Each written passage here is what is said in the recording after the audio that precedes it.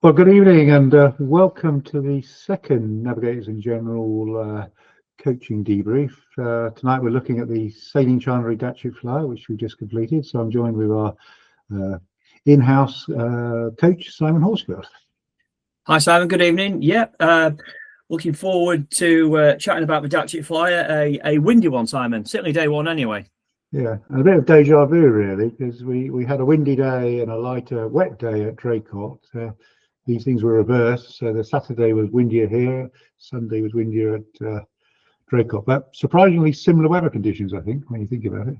Yeah, absolutely. Yeah, so yeah, contrast again from last year. We seem to be having a bit of a theme, and it's great to have some wind and some fantastic racing on the Saturday in some really challenging conditions at times.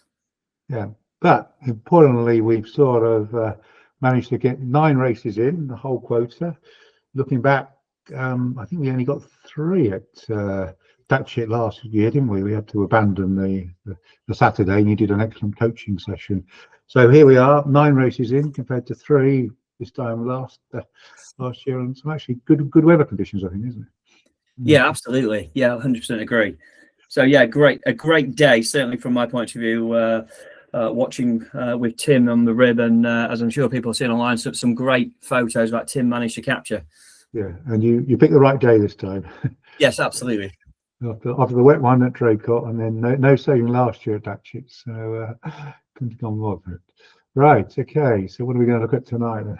So we're going to look at firstly a little bit about the weather, then the most challenging part of the course, as I'm sure the competitors would agree, between Mark 1 and Mark 2. So that was certainly brought some excitement.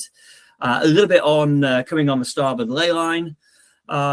Should we sit in the boat, in the middle of the boat, or perhaps should we sit out? A little bit of chat about that. And it was a windy day, so really looking at how to get the best out of the boat, and I certainly thought it was a boat speed day, Simon. Yeah, it definitely was, and we'll see that in the results in terms of those who managed to power it away. Right, so big range really, wasn't it? Yeah, so it did sort of like stabilise a little bit. On the first race around 12 o'clock, there was a bit of a spike in the gust, and it got to about there's a gust up there about 30 knots, and I can certainly confirm as the fleets were coming through across the top mark, it was certainly a little bit exciting, and then stabilised actually. So a great conditions, and reflecting on the entries, I think possibly a little bit down because people thought it was going to be too windy, but as we often say, more often than not, it is sailable, and actually, for the majority, it was around 20 knots for the breeze, Sam. Well, it was, yeah. There was obviously a bit of a spike in race 1, which I think we will see a minute some of the action from that, and how quite a lot of people succumbed to it. But yeah, I mean, it really was sailable, and credit to everyone who got out there and got round. Not too much carnage, was there? No, not at all. Right. Okay. So, got a bit of a video coming up. So what are we seeing here? So this is Monique and Hugh in the 800, and this is coming down to Mark 3, and they didn't quite nail the jibe here, as you can see. And went to that again. So this is race 1, I guess, when it was gusting 30, wasn't it? Yeah, so it come down, and it was super spicy, and there's a little bit of traffic to negotiate, and I think that's possibly affected their jibe, because this certainly wasn't a reflection here. I managed to capture this capsize, but it wasn't a reflection on their day. As you'll see later on, they had a fantastic day 1, and really were on the pace in race 2 and race 3. I think they managed to recover to 16th after this swim. Yeah, and what was amazing, the young Ben and Sam Pascoe were, well, I think they were leading the race on the water in the 2000, weren't they, at one point? They were really pressing ahead, and similarly, there was some really quick gusts, and because of the level of the reservoir, which was quite low, you didn't get much warning, and the gusts really came down quite aggressively, and Ben and Sam went in for a dip, and I think they were, as you say, they were first, and I think they finished 9th in the first race. So yeah, they pulled themselves back, but I guess race 1 was the hardest one, with that big gust that then sort of stabilised. Agreed, and people are always getting used to it, and and it just takes you a little bit of time to settle in, and you know, if that had come on race 3, I think we might have seen subtly different outcomes and less capsizing, actually. But as it was windy at the beginning. Yeah. So amazingly, yeah, look, Ben and Sam, despite that swim, got a 4th in that race, which they actually discarded. But they were easily winning it, probably on the water and even on handicap, weren't they? So, yeah, agreed. They had a really good lead. First to win with Mark, really, and never looked back. So, you know, well done to them, guys, and to Hugh, Monique and Hugh, sorry, for moving forwards there. And always important to note, there was sort of like 6 or 7 skiffs in the top 10, and that was a reflection of the breeze, I think. Yeah. Right. Okay. So more movies. So yeah, so here we've got a little bit of video, just to give us a little bit of a feel for what it was like across the top reach, and the race officer had put the course relatively close to the top, and you know had to do due to the level of the water, but the conditions on the top reach across the 3 races was very different, and every single lap of the race, it was a different breeze. It was either up in the high 20s or it was down in the mid to low teens. So, you know, you couldn't have a plan for the day. You had to sort of like be, you know, reactive and get the best out of your boat. Now, for the single-handers, it's a straightforward, ease the kicker, let the out all off, make sure the Cunningham's off, bit of board up, and off you go. So here we see Aaron Holman flying.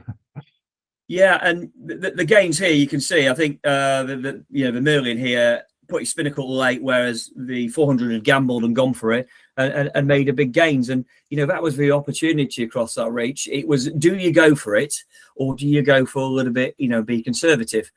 I actually thought on a couple of occasions, a couple of boats could have just pushed it a little bit more, you know, and how do you do that?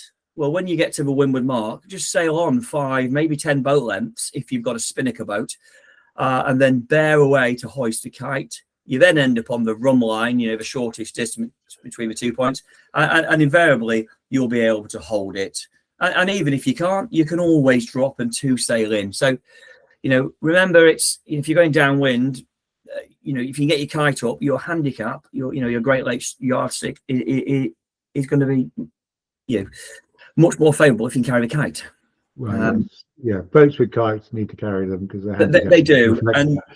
But equally, if it's a 30 knot gust, I'm not picking on you for doing that, and you make the right decision. But there's definitely opportunities, I think, which some of the sailors may have missed. Yeah, to be honest. Cracking weather there, right, and upwards. Right, okay. Is this another video coming up, Simon? Right, yeah. Yeah, so here we've got race 3. I think it was race 3. Yeah, it was race 3, windward mark. So we've moved up to the top here, and we've got the Snipe coming in on starboard, which actually had sailed up the middle of the course, which we could show on the tracker, and has not gone out to the outsides. So they're first round, are they? I think, They are, yeah. And you can see the Ilka, which is in 3rd. It's Ben Flower just going around there, but this Ilka in 3rd, gone up the middle, and you can see the 2000. There's another Ilka, and I think a mirror in the background, and they've all gone up the middle. And they've stayed in the shift lines. And what that means is when you get to the windward mark, you're not out on the left-hand edge here with where, you know, there's Ent, there's a Streaker, there's a number of other classes of 420. And you're in dirty air. Now, there wasn't masses of boats here. It wasn't like there was 200 boats. However, you know, this was a fleet of 50. If it had been 100 boats, it'd been much worse. So just think about how you're going to get to that windward mark, and you know, where do you start that? Well, you need to start it in the first third of the beat and not go out to the outsides of of a racetrack. So just position your boat. Don't be dragged out too much, because if you are, you're going to end up on the long starboard ley line. And here you can see there's a Solar, I think, coming here. It was coming on the port lane. Solar coming in, you know, on the port ley line, isn't it? And there's going to get an opportunity and get in there, and hasn't sailed in dirty wind. And often there's a gap. You know, I'm not saying coming on the port ley line is always the best idea, because it certainly isn't. But there is invariably often a gap. And the less time you can spend in dirty air, you know, the better. Oh. And I think we've got some tracker overlays, haven't we, Simon, which we can have a look at in a second. Yeah, here the Ilka didn't quite get it right here, and hit the mark, gets in a bit of pickle, but then does his turns and then sails on, which you don't see on the camera. So yeah, just think about how you're going to get to that windward mark. Oop. And away we go. Okay, got a bit pear-shaped there, haven't we? Right. Yeah. So yeah, here we can see that now on the tracker view. Yeah, absolutely. So you can see, you know, from if you look at where the windward mark itself is, you know, and to the right of it, there's only 1, 2, 3, 4, 5 boats there that have gone up the middle. Everybody else has been forced out, you know, to the right hand side of the beat. So there's quite a lot of traffic there. And in handicap racing, we want to be sailing the boat in clean air as much as possible. So I really like where the 5 or 6 boats. I think there's a Mirror, a couple of Ilkas, a 2000. And the snipe guys, Matthew, who actually was first to windward mark by doing just that, Simon. Yeah, and then yeah, you can see the solo, but yeah, he does. Yeah, you can see a nice gap there, can't you, emerging? Yeah, absolutely, and you know that's what it's all about. So you know, what are the tips to give you a bit of a recap? If you're leading, doesn't matter if you're on the starboard ley line because you're not really in any dramas. Your only risk is if the wind shifts and you have to reach into the mark. Is where you lose a bit of, you know, you sail too fast or lose a bit of distance. But if you're, you know, if you're stuck in if you're not first, you're going to end up with a myriad of other dinghies, and it's going to slow you down. And you know, that's where you lose the time. You know, where did you lose 30 seconds a minute? It'll be on one of those ley lines. In that traffic there, you can see it's very busy, can't you? Yeah, absolutely. And there's probably only 20 boats in that little gaggle. You know. If you take that to, you know, an event where there's 150 boats, then that's going to be, you know, much work. You could lose 100 places, couldn't you? Also? Yeah, absolutely. Yeah. Right.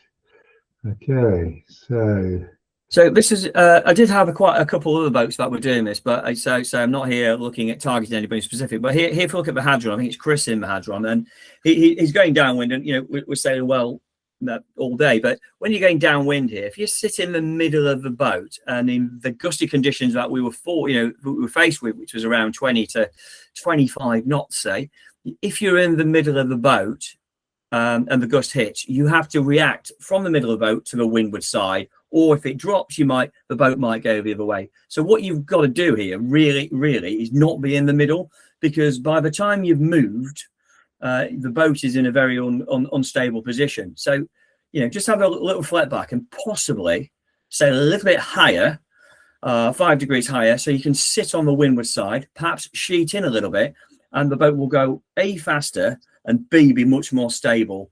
And also, because you're on the side, you'll be able to look behind and to windward.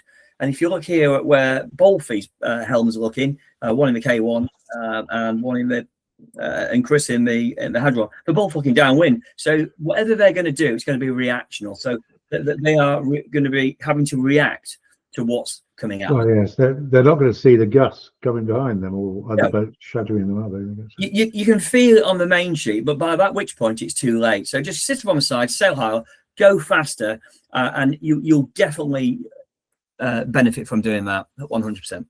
Yeah. All right. So as I often say, you know, what's the secret to winning a regatta in the Sailjuice series, or indeed, you know, winning the series? It's put simply, it's 3 words. You've got to beat the clock. You know, you've got to get around there as fast as possible, and invariably, most of the events run off a trapezoid course. Not all, but most of them do. So as I often say, 75% of that racetrack is going to be going downhill. So if you've got a boat with a symmetric or an asymmetric spinnaker, you need to be flying it on that. With a single hander, you need to have the boat set up. So if you're in a single hander, you need to have the Cunningham off, you need to have the out ollies and the kicker released to the optimum angle, so the leech is not too open and losing power, and it's not hard on, so you know you're overbending the rig. So single handers is a little bit more straightforward, but obviously comes with its own challenges. But for the asymmetrics and symmetric boats, you've got to try and fly the kites between leg 1 and leg 2 and 3, and 3 and 4. And if you can do that, you're optimizing your boat speed to your handicap, and you're going to be moving forwards. Right. So the other thing on that, sorry Simon, is just, you know, it was so windy what you need to, a gusty, you need to look out the boat and you need to head up. So you can make huge gains in a gust. Okay, so by looking up to windward, if you're going downwind, that means looking behind you, you can position the boat into the gust. The gusts are obvious to spot and you need to be heading towards them. So that means sometimes in this breeze, you're going to sail further. But if you get to that gust quicker, you'll build up the apparent wind and you'll accelerate away. And then what you're doing once you're in that gust is you're then looking for the next opportunity. And that might mean you're looking under the boom to jibe, or it might be, again, you might be staying on in that gust because it's massive. But if you keep tracking on that gust, eventually you'll come out of it. So at some point you will need to jibe back across the face of the gust, so you get a double whammy. So it's not just always a case of sailing into a gust and keep going, because you'll go out the other side of it. So you jibe back, keep the boat in the gust, and the best sailors track the gust as it goes down. So you can stay in the gust, or if that gust is running out, you can hop across to another gust. And the only way you can do that is by keeping your head out of the boat. And if you're doing that, you're going to be making the best use of the conditions. And as I say there, sometimes you have to sail further. So downwind, get the kite up if it is one of those boats. But for everybody else, keep the boat in the gust. Don't sail out of the gust. Perhaps jibe back across it to keep in that gust. Yeah, as I said already, keep your head on. Right, okay, well, day 2. Yeah, day 2. So yeah, I wasn't there on day 2, but I was watching with interest on the track assignment, and it was a stark difference, I think. Yes, I mean, much lower, I think, yeah, sort of sub 10 knots, you know, perhaps the odd gust to 10, but, you know, nothing like a 30 knot gust. So in a way, this picture sums it up: damp and lightish winds. So I guess that made it quite sticky for some of the faster boats, such as the Contender, the 800, and the Musto skiff, to name a few, Simon. Yeah. So we were sailing around an M course, which was 1.5 nautical miles long. Split start, so we can see the slow fleet here. So the Mirror starting first alongside the K1 in the faster one. So I think that makes quite interesting tactics, doesn't it? The way you got sort of two sets of boats on this course at the same time. Yeah, absolutely, and I think it makes it fairer across the thing, because you've got an opportunity for the slow fleet and the fast fleet to get to be split, and you get a better score. So when you look at results, nobody's got a first. It's a 2 and a 2 and a 2's a 4, and so on. It's not the sort of sometimes you've got the fast boats that are sailing not for many minutes. I mean, the 800 was 25 minutes, I think, off the K1 start. So whereas that could have been more like 50 minutes. So, they have longer time on the water. Yeah, absolutely. Which is what it's all about, because you're only doing the one race. It really does make it more worthwhile on the days that we just do the one race. So, yeah. But what was clear from the results, as you say, is a tougher day for the faster boats. I think the slower boats perhaps had a slightly better conditions in terms of when they were getting away. So the Peter Gray and Streeter won the slow fleet, and Mrs. Gray in the Merlin won the fast fleet. Yeah, and this, reflecting back on Saturday, where you had 7 sort of like skiffs in the top 10, that's massively changed with the non-discardable pursuit race, and the 800 of Monique and Hugh that had a fabulous day and were leading overnight. They had a 46 in the pursuit race, which moved them all the way down to 16th. That unfortunately is sailing. Some of the boats are flat bottomed and very sticky and suffering those conditions. So every boat has its day, and that's what makes this series really exciting. It's about getting your boat around across a whole different range of conditions, and I always think it's good that that the pursuit race is non-discardable. Sometimes you have a good one, and sometimes you have a more tricky one. Yeah, so really the Musto skiff of Eddie, I think he was second overnight, wasn't he? Now dropped down to 7th, and Merlin jumps up from 3rd or whatever into 1st, and some of the slower boats have a bit of a move up the leaderboard. Yeah, absolutely. that's what it's all about sailing. I think, every boat will have its day, and, a contrast between the 2 days, and actually, across the piece, it all sort of like evens itself out, across the series, which I think is great. It is, yeah. So we saw something for everyone across the days, the weekend, and yeah, I think quite a good split at the end of the day, wasn't it? Right. Yeah, absolutely. Right. Okay. So just to mention now, so we're obviously into the second event, so the rankings are starting to take shape. But one thing we're also running is the Magic Marine extracted rankings. So these are based on basically taking the results with various categories such as ages and types of boat. Here we see the youths, so basically just take the youth results and look on the basis that they're the only ones in the race and extract their results. Seeing I think we're seeing about a quarter of the race entries are youths, which is way above the national average. So it's great to see them. But interestingly, I mean, most of these, or the 4.7s, are actually juniors as well. So we're seeing some very quick Ilka sailors come forward. And actually, they're up there in the top 20, aren't they? I think we're seeing. Yeah, absolutely. It's great to see, and back at reflecting back on the Draco Dash as well, a really good strong contingent of youth laser sailors, which was great. Ilka sailors, sorry, which was fantastic. Yeah, they're coming. A lot of them are like the Turners are coming out of the Draco academies, which is very encouraging to see. But actually, looking, we used to on the water, but seeing the pictures, I mean, some of these Ilkas are sailing their boats out of the skins, aren't they? I mean, absolutely. Impressive. Yeah, Tim captured some fantastic pictures across the top reach with the Ilkas blasting along, which was fun. Yeah. I mean, I guess the Ilka forward was good weather for them, but they were certainly pushing it, weren't they? They were, absolutely. No, it's great to see. And then this is the slow symmetrics. So we also have 4 categories based around asymmetrics and symmetrics, fast and slow. So really recognizing, sort of as we saw in the results, sometimes the overall results reflect different types of boats. So this is a chance to extract results. But again, seeing some good consistency from Pete in the Streaker, Matthew and Lloyd in the Snipe. They won Oxford Blue, didn't they? So I think they must be one of the sort of favourites to be up there. It's a nice, I guess, a consistent boat, isn't it? Probably like the 2000 in some sense, isn't it? Yeah, it works well in a variety of conditions, and of course, which really helps across the series such as this. Yeah. So they can get event wins, or I mean, perhaps not there wherever at the weekend, but I think they're regularly up there. So I think we perhaps expect them. I think they're planning to do the series to see them up there. And great to see young Toby up there in third place as well.